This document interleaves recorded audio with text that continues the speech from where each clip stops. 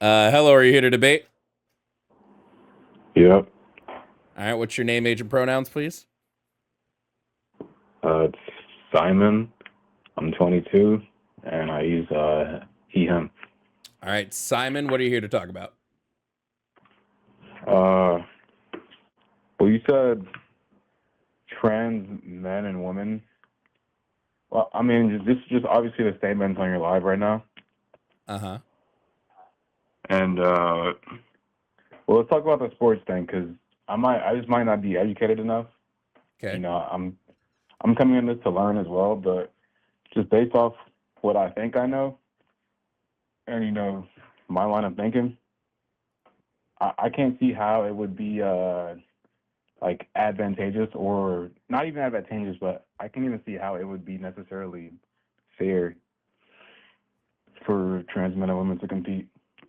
Yeah, because after But 2 years on cross-sex hormones, sporting mhm. advantages all but go away. So because those Sorry. advantages, after 2 years on cross-sex hormones, any perceived Hmm. advantages that they may have had go away. Hmm. And that's 100% of the time that there's like that's uncontested. Yeah, you're gonna find like maybe like a 9% speed advantage, but like a 9% speed advantage is like a negligible. It's not even a statistically significant advantage when it comes to speed. So yeah. Hmm. And then the thing about men and women, trans men and women being men and women, I don't really know if that's even something that's debatable because I feel like that's just how people choose to perceive them. Like I don't I don't know if that's something that I can really argue. I feel like everyone's always going to have their own opinions on that. But are you saying that that's just objective fact, or are you saying that they should be accepted as men and women? Yeah, I'm saying that it is a fact based on neurobiology that trans men and women would fit into the category of man and woman. Uh, so yeah. So being labeled as a man or a woman, would you say that has nothing to do with what you were assigned at birth? That's purely like like something society or social, I guess. What should I say? No, it would Term have or social. a correlation to your sex, right? Sex and gender are correlated, right? They have an Hmm. inherent linking, but they're not the same. But your sex is going to be what sort of dictates your gender identity, because gender identity is just the way your brain perceives your sex and the orientation of that sex in your body. So sex can have an influence on gender, but sex does not determine gender, is what you're saying? Correct. Okay. And so when you're saying trans men and women are men and women, you're referring to their gender and not their sex? Correct. Okay. I mean, if that makes sense, then that does make sense, I guess. And then I'm not gonna lie, well, I would say there's 2 points there that I just outright disagree with. And I would say comprehensive sex and sexuality education, that's not what I disagree with. I can see that to some extent.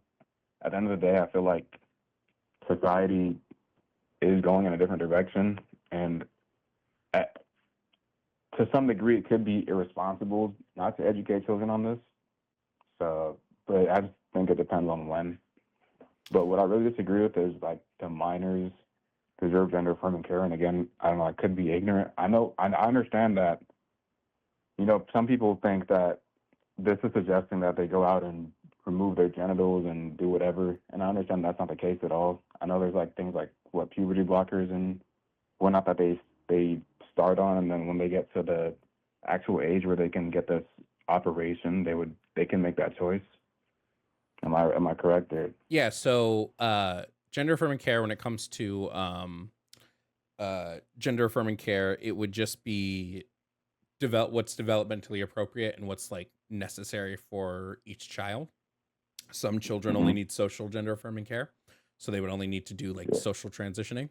Some children, based on how severe their gender dysphoria might be, based on other outcomes, they may need some sort of medical intervention in terms of like pubertal suppressants, possibly HRT when they get a little older, things like that. So It's just going to be developmentally appropriate to what developmental stage they're at. So gender affirming care is really broad then, right? Yes, gender affirming care is a litany of things, both behavioral, psychological, social, and medical treatments. So it's a long list of things that would be considered gender affirming care. So that could range from like just wearing clothes that someone might prefer, all the way to taking, prescribed medications to change their anatomy, I guess. Yep, anything from clothes and a haircut all the way up to pubertal suppressants or like cross sex hormones. Yeah, And would you say is all of that something that they could back out of, before they become an adult? yeah. Or If they want to okay, stop, yeah. uh, I don't know. Obviously, I don't want to sound like a lot of conservatives will come on and they'll be like, I don't want them teaching that shit in our schools or whatnot, right? But when you teach them that these things are available and you tell them how these things can be done, do you think that's not like pointing them, in the direction to do these things, or that's what some people have concerns about? No, because when we see what the desist and detransition rates are, it's negligible, right? The bulk of children who go on any sort of gender affirming care, they don't detransition. The numbers are like on the low end, it's going to be like 0.3%. On the high end, the highest you're getting is like 3%, right? So because these numbers are so negligible, I don't see it as an issue. There's no like statistical significance in these numbers. These numbers you're referring to, like people who start transitioning early and then people who change their mind by the time they're adults. Yeah, so detransition numbers, we're going to be looking at the people who completely detransition. Like they go from transitioning back to the gender identity they had originally identified with. And this is going to be like the low end of the spectrum. Most people that detransition, like the broad people that detransition, are going to be people who just Mhm. either there was societal or familial pressure to detransition, or they didn't have the funds to continue their transition. So you're saying that these things would only appeal to people who already had this idea or already were going to seek this out, and I'm you going to think it's say just that giving them the avenue? these things would only appeal to people that are feeling these feelings that they're having when they're gender dysphoric and things like that, right? I don't see any evidence of this being something where people are doing this because they find it fun or it looks socially good to do, or they're like attention seeking. I've seen nothing. There's been no evidence that this has been the strongest amount of people. So Like this is going to be you don't this is believe going to at be all that I'm sorry. you don't believe at all that it could be like you don't believe at all that it could be like pervasive to young minds, or it could be No, I don't know. no. No, If I don't I mean, if I go tell a boy that he's not a boy, he's not going to just all of a sudden start believing he's not a boy, right? no, It's just of not how course, it of course, works. but I don't know. Well, first of all, when you say minors, is there any like cutoff for that age, or you're saying like at any point, that they decide that they can that they feel they want to do that? So what I would say is Which one gender is it? affirming care can start as early as gender develops in the human brain, which is going to be between 3 and 4. So if I have a 3 or Mm, 4 year old that's like, "No, I'm not a boy." And they're like, "I don't want to wear pants. I don't want to wear." I'm like, "Okay, you don't have to do that." That's gender affirming care, right? Like if I have a child who who we've identified as a girl, I'll say we identified because they weren't able to identify, but who we've identified as a girl up until age 4, and then they go, I don't feel like a girl. I want to wear boy clothes. I want to cut my hair. Okay, we'll do that. Right? This isn't saying you are anything. It's just letting you express yourself and your gender however you want, but that would still be gender affirming care. mm.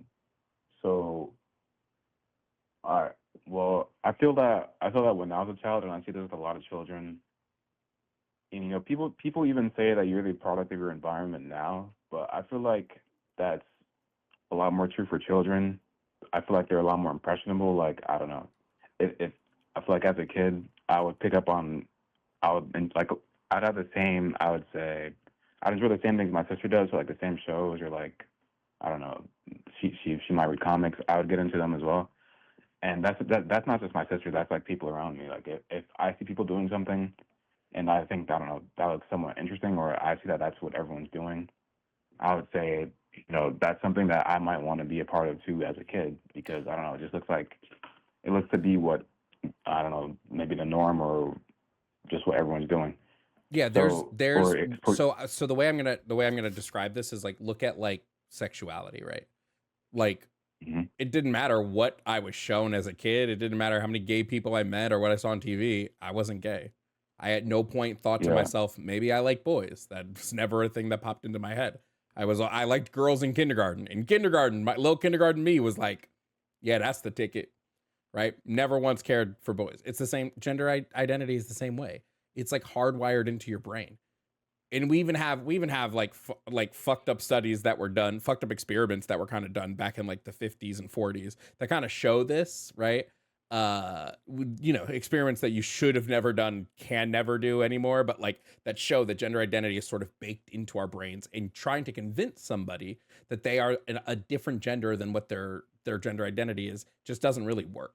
Some people might not have the language, to be able to express what they are, and some people might take a little bit longer to um accurately be able to describe what their gender identity is, but this doesn't mean that hmm this doesn't mean that people can influence it or change it or anything like that. yeah.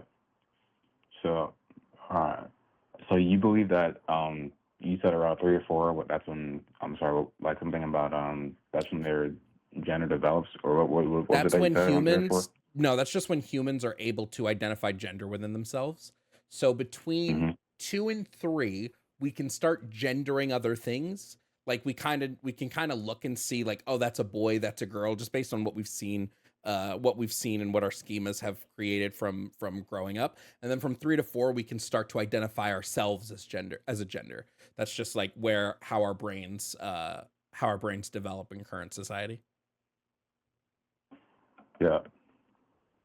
So, so you believe at 3 or 4, if a child says, you know, I believe, or I feel like I want to be girly or I want to be a girl, you believe that parents or whoever is taking care of them, they should, it's their obligation to, I guess, affirm that, or Yeah, if I have a 3-year-old or 4-year-old child who we have identified as a boy up until this point, who goes, I don't like being called boy, or I mhm. don't like wearing these type of clothes. I would rather wear a dress. I would like my hair long. I'm gonna absolutely say like, let's do these things. Yeah, 100%. It's just little changes we can make that are like all these things anyway are just socially constructed expressions, right? Boys having short hair is socially constructed expressions. The clothes that we wear are socially constructed expressions. So like if we can change these little things and it makes that child happier and gives that child better outcomes, yeah, absolutely we should do that. So, well, what I would say as a rebuttal is, I feel like children, I feel like half the time they don't actually know what they want. Like, for example, if if you have a child, you know, or I can even just use myself as a child, I would prefer to, if I could, I would eat ice cream and chips, for dinner every day, right? But obviously, for many reasons, that's just not a good idea. Yeah, I'm And going to say and the I feel difference like, the difference between these two things though is like there are no no, no, positive of course, outcomes for eating ice cream all day. There are positive outcomes for right. allowing children to express themselves, especially in the way they dress or or like with the way that they care for their bodies. There are positive things from this, right? It's going to limit gender dysphoria, or at least it's going to help it. It's definitely going to limit body dysmorphia if we allow children to express themselves and their bodies the way they want to. I think there's nothing but positive outcomes here. I don't see any negatives from allowing a child that's grown up as a boy to wear a dress to school or wear a dress outside. I don't see any negatives from this. So you believe, whenever a child says, "I want to do this," in terms of like their gender, you should just take them up and say, "All right, I don't see how this, I don't see why not." I believe that Yeah, if even there though, are if there are no negative outcomes, we should allow children to express themselves in whatever way they want to express themselves. mm. And would you say someone who doesn't raise their children in like such a way, would you call that a bad person, or would you just say difference of opinions. I would say if you're refusing to allow your trans child to express themselves because of some deep-seated misguidance on trans people or transphobia or lack of like scientific evidence, I'd say that this is like probably bad, right? But if you're like, hey, you can do what you want, I just think that we should wait on specific treatments, I think that's fine. But like if you're doing it because you have some deep-seated dislike or disdain for like the trans community, or you don't think trans identities are valid, I would say this is a bad thing, and it's just going to lead to resentment. So, uh, so you'd say as a child, so if your child goes and tells you, they feel that there's something different from what either they were assigned or what they've been known as, you would immediately give them the label of trans. No, but I would allow them to express themselves in whatever way they want, and then when they are ready to identify whatever way they are, they'll tell me. I probably won't call them trans, but if they go, "Oh, I don't like being called boy," I'm not going to call them boy because they don't like it. It harms them emotionally, right? I might not say they're a trans girl just yet, right? But I'll call them what they want me to so that they don't have there's uh no negative impact to their mental health. Yeah. Mm. So you just believe it's I guess, would it be inconsequential? Like there's just no negatives. You don't see how it could be a I bad don't thing. see any negatives in allowing children to express themselves in their gender expression in whatever way they feel fit. I see no negatives in this. And just to be before I just have one last thing to say, but before I say it, you would you say that children they come to these conclusions on their own, or would you say it would be like external factors that lead them to this conclusion that they want to be treated in this way as opposed to this way? No, nobody comes to one. Nobody comes to internal conclusions 100% on their own. That we Right. are all influenced, and gender is specifically a neurosocial concept. So like half of what gender is influenced by society, in that this is how we see different gender groups expressing and things like that. So the reason why, if they're like, I feel like a girl, I want to wear a dress, would be because they have typically seen that girls wear dresses in a society, right? This is why this would be like Mm-hmm. they would associate dresses with like femininity or womanhood or girlhood. Not that they Mm-hmm. should be, but that would just be so like, no, you're never gonna, no internal critique is 100% internal. Like we're all influenced to some degree by external factors, but it's not society telling them what they are. It's just society. It's just them. It's just their brain uh taking in different aspects of the society they live in, and that formulating their identity. Uh, okay. I mean, I've watched your lives before, so I know you can make a good argument. You know, and I think you've swayed me on certain fronts of this argument, but just maybe not 100%. I'm just gonna I guess I'll give the spot up to the next person who wants it. All right, no problem. All right, thank you for your You're time. welcome.